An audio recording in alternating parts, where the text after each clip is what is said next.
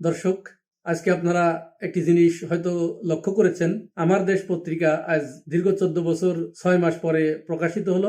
দীর্ঘদিন বন্ধ থাকার পরে আজকে তাদের যে সূচনা সংখ্যা, এই সূচনা সংখ্যায় একটি শিরোনাম আপনারা লক্ষ্য করেছেন, যে শিরোনামটি এরকম: শেখ হাসিনা দিল্লিকে আমন্ত্রণ জানিয়েছিলেন ঢাকার উপরে আক্রমণ করতে। আপনারা জানেন, এ প্রসঙ্গে আমরা একটু বলে রাখি, জুলাই গণ অভ্যুত্থানের সময় শেখ হাসিনা তার ক্ষমতাকে কুক্ষিগত করার জন্য যে একটা মাফিয়া তন্ত্র কায়েম করেছিলেন, সেই মাফিয়া তন্ত্র থেকে, সেই স্বৈরতন্ত্র থেকে এদেশের মানুষ মুক্তি পাবার জন্য যে সংগ্রাম শুরু করেছিলেন, সেই সংগ্রাম প্রথমে কোটা সংস্কার আন্দোলনের মাধ্যমে শুরু হয় এবং পরবর্তীতে সেটি এক দফায় গিয়ে শেখ হাসিনার পতনের মাধ্যমে এর পরিসমাপ্তি ঘটে।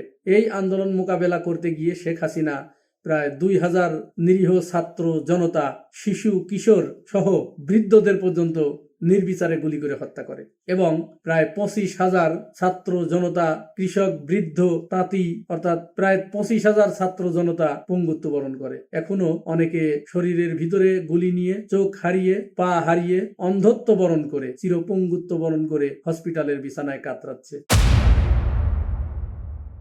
এরপরে শেখ হাসিনা পালিয়ে চলে যান ভারতে। সেখানে গিয়ে তিনি একের পর এক মিথ্যা প্রচারণা তিনি চালিয়ে যাচ্ছেন। আমরা জানি, এবং এটি অনেকে বলে থাকেন, যে শেখ হাসিনা দিনের ভিতরে যদি তিনি 1000টা কথা বলেন, তাহলে ওই 1000 কথার ভিতরে 9999টি কথা অসত্য বলেন। অর্থাৎ অসত্য কথা ছাড়া নাকি তার পেটের ভাত হজম হয় না। তিনি কেমন অসত্য কথা বলেন, একটি উদাহরণ দেই।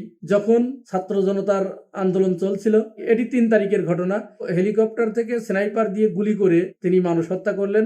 আর পরের দিন সাংবাদিকদের সামনে উপস্থিত হয়ে বললেন, ছাত্ররা তথা আন্দোলনকারীরা বিভিন্ন ভবনে আগুন লাগিয়ে দিয়েছিল, হেলিকপ্টার থেকে আমরা পানি দিয়ে সেই আগুন নিভিয়েছি।